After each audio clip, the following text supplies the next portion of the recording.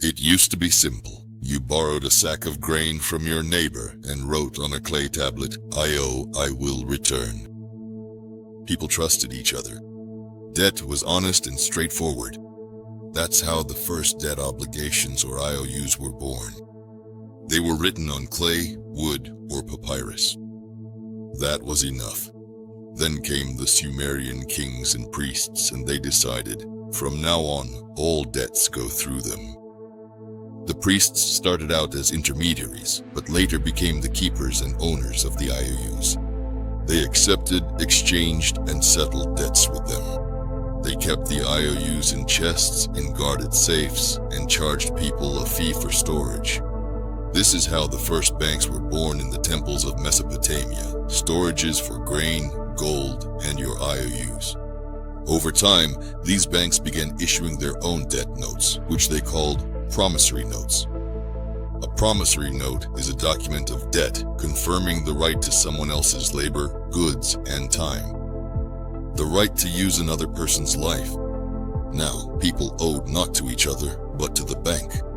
Debt was no longer personal. As early as the 14th century, on the first French debt exchange in Champagne, promissory notes began to be openly traded, turning them into a commodity and then into money. Thus, a deal between two people became a business built on all of humanity. And human debt became an industry for generating profit. Debt became the fuel of the financial machine, the first brick in the wall of the modern system, where every bill is no longer money, but someone's debt, and every bank is the owner of that debt.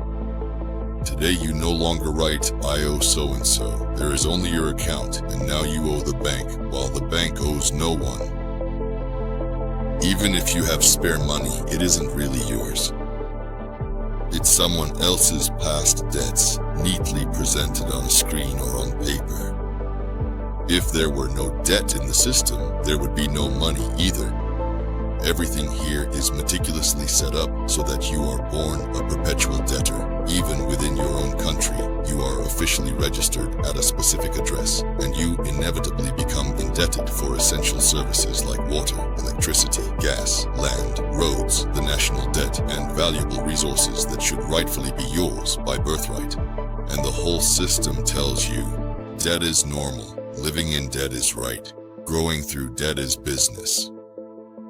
But this isn't your debt. It's a means of controlling you so that you keep working. A chain placed around your neck as long as you play by someone else's rules. You owe because they said so. But who gave them that right? Is there anyone who currently owes you money?